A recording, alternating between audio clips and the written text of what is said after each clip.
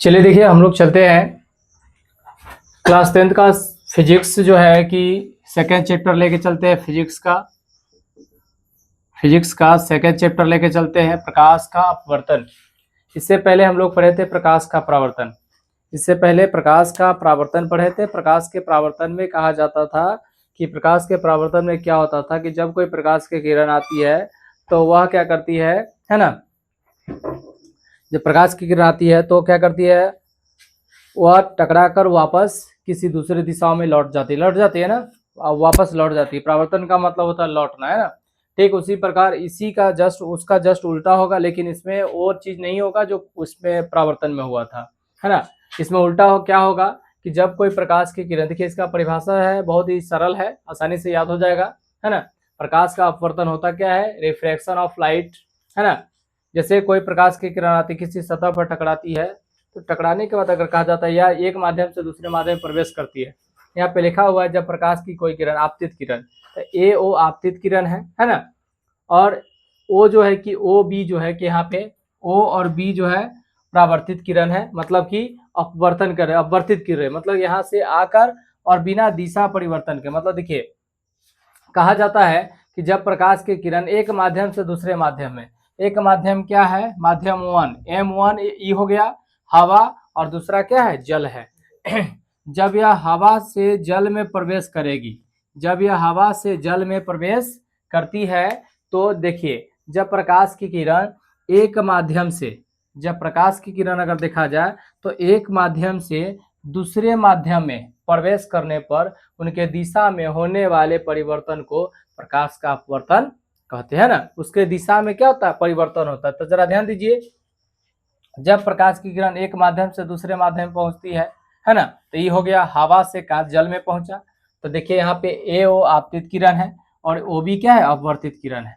जरा ध्यान दीजिए, एन एन मतलब एन और एन डैश एक अभिलंब है, और ओ इसका आपतन बिंदु है, और कोण आई आपतन कोण है, कोण आर अपवर्तन कोण है। तो जरा ध्यान दीजिए, जैसे ही इसमें प्रवेश करेगा तो क्या करेगा, इसके दिशा में क्या होगा, परिवर्तन होगा। इस परिवर्तन को हम लोग क्या कहते हैं, प्रकाश का अपवर्तन कहते हैं। तो दिशा में होने वाले परिवर्तन को क्या कहा जाता है, प्रकाश का अपवर्तन। जो डायरेक्शन में, डायरेक्शन जैसी चेंज होगा तो उस डायरेक्शन को हम लोग क्या कहते हैं, प्रकाश का अपवर्तन कहते हैं। अर्थात दिशा में जो परिवर्तन होगा, जैसे ऐसे अगर कोई प्रकाश ऐसे आ रही है, अगर देखा जाए तो ऐसे आ रही है, या तो क्या करेगी, सीधे निकल जाएगी, या तो किसी न किसी दिशा में परिवर्तित हो जाएगी। तो किसी भी दिशा में परिवर्तित होगा तो उसको हम लोग प्रकाश का अपवर्तन कहते हैं। तो कह रहा है कि जब प्रकाश की किरण एक माध्यम से दूसरे माध्यम में प्रवेश करती है, प्रवेश करने के बाद उसके दिशा में होने वाले परिवर्तन को क्या कहते हैं, प्रकाश का अपवर्तन कहते हैं। ठीक है,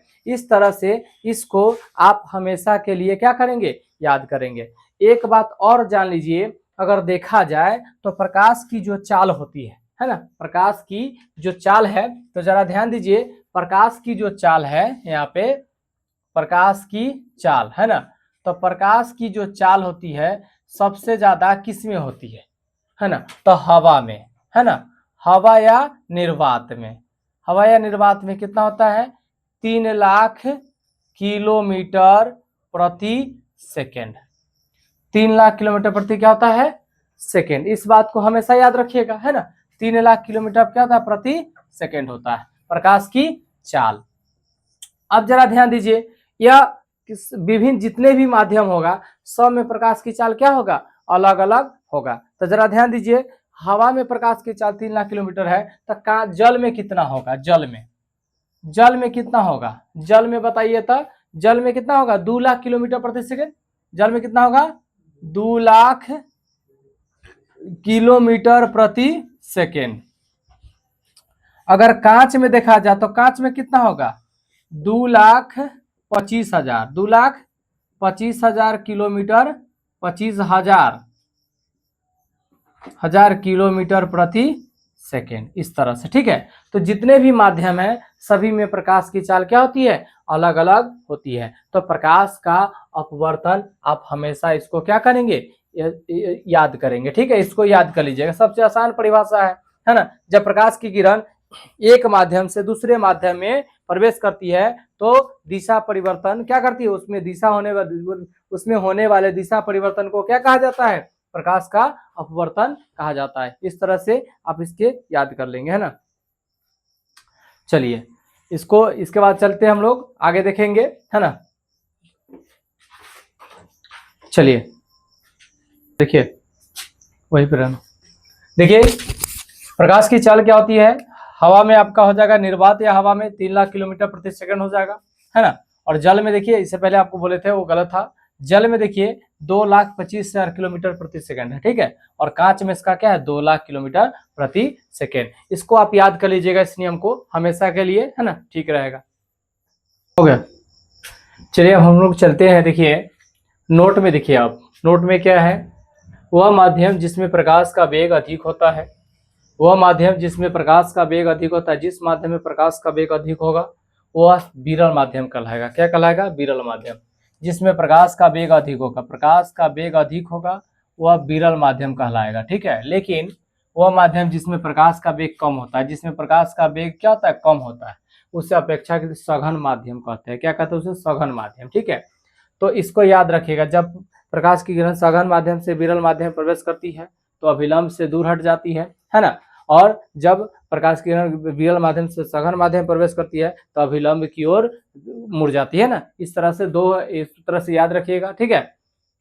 अब देखिए जब प्रकाश की किरण अगर देखा जाए तो उसके अनुसार अगर देखा जाए तो प्रकाश के अपवर्तन के कितने नियम, 2 नियम। तो जरा ध्यान दीजिए, इसमें प्रकाश के अपवर्तन के 2 नियम क्या है, ए और बी एक बिंदु है, ए आपतित किरण है, बी अपवर्तित किरण है। ये हवा है और ये कांच है। जब प्रकाश किरण एक माध्यम से दूसरे माध्यम मतलब हवा से कांच में प्रवेश करता है तो अभिलंब की ओर मुड़ जाता है। क्या करती है, अभिलंब से। तो वही चीज दिखाया जा रहा है। तो जरा ध्यान दीजिए, जब उसका प्रकाश का वेग अधिक होगा तो वह क्या करती है, अभिलंब की ओर मुड़ जाएगी, और उसमें कम होगा तो अभिलंब से क्या करेगी, दूर हट जाएगी। इस बात को हमेशा याद रखिएगा।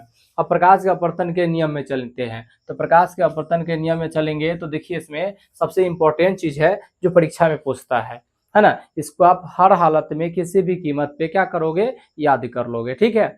इसको याद रहेगा तो ज्यादातर अच्छा रहेगा, है ना। तो इसको देखिए, सबसे पहले हम लोग देखते हैं कि देखिए यहाँ पे ओ आपतन बिंदु है ना। और ए जो है कि अपवर्तित किरण है, और बी जो है कि बी ए आपतित किरण है ना। और ये अपवर्तित किरण है ना। और कोण जो बन रहा है ए ओ एन कोण बन रहा है, ये आपतन कोण बन रहा है। अब कोण बनेगा बी ओ एन डैश बनेगा तो ये अपवर्तन कोण बनेगा। इस बात को याद रखिएगा। अब जरा ध्यान दीजिए, यहाँ पे बिंदु ओ जो है कि आपतन बिंदु है। तो जरा ध्यान दीजिए, अपवर्तन के कितने नियम है बउआ, तो अपवर्तन के 2 नियम है। कौन कौन, आपतित किरण मतलब कि आपतित किरण, अपवर्तित किरण मतलब आने वाली जो किरण है वो, और अपवर्तित जो मुड़ेगी वो किरण, है ना। तथा आपतन बिंदु ओ पर खींचा गया अभिलंब, तीनों क्या होता है, एक ही समतल में होता है। तीनों क्या होता है, एक ही समतल में होता है, ठीक है। अब देखिए दूसरा नियम कहता है कि आपतन कोण की जया साइन तथा अपवर्तन कोण की जया साइन का अनुपात एक नियतांक होता है ना।